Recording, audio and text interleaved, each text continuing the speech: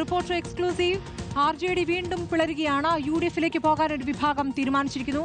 സംസ്ഥാന vice president V. Surendran Pillai, സംസ്ഥാന secretary സഭാ പുൽപ്പറ്റ എന്നിവരുടെ നേതൃത്വത്തിൽ യോഗം ചേർന്നിരിക്കുകയാണ്. 3 സീറ്റ് വാങ്ങി LDF-ൽ നിൽക്കാൻ തീരുമാനിച്ചാൽ പാർട്ടി പിളർത്താനാണ് ധാരണ.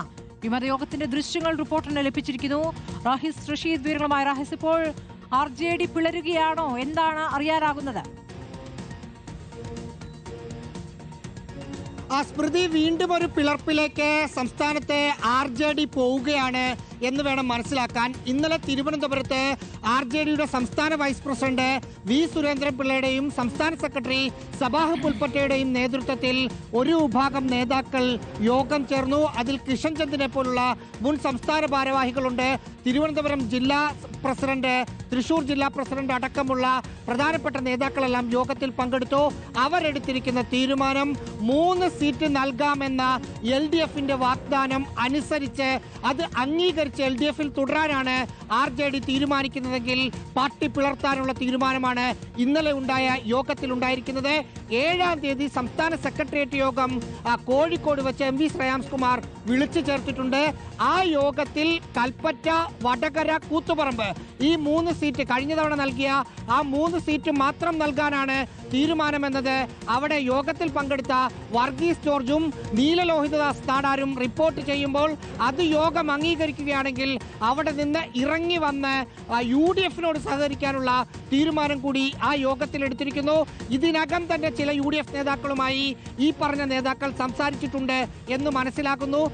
ഇങ്ങനെ ഒരു തീരുമാനം വരുമ്പോൾ കൂടുതൽ ആളുകൾ, കോട്ടയം പോലുള്ള മുമ്പ് തന്നെ UDF-ലേക്ക് പോകണമെന്ന് നിലപാടുള്ള RJD-യിലെ കുറേയധികം നേതാക്കളുണ്ട്.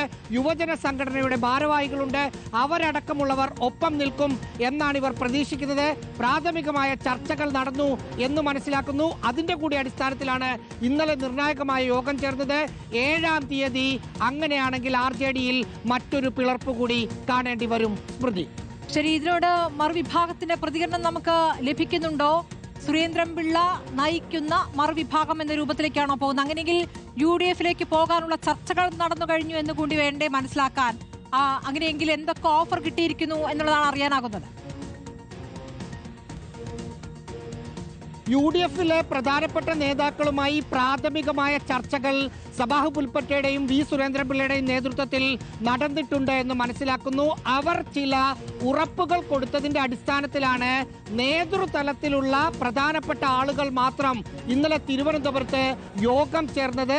ആ യോഗത്തിൽ തീരുമാനമെടുത്തതിന് ശേഷം കോറായ ഒരു ടീമിന്റെ മാത്രം യോഗമാണ് ഇന്നലെ നടന്നിട്ടുള്ളത്. സമാന ആശയക്കാരായ മറ്റു പല ഭാരവാഹികളും, ജില്ലാ പ്രസിഡന്റുമാരടക്കമുള്ള ഭാരവാഹികളുണ്ട്.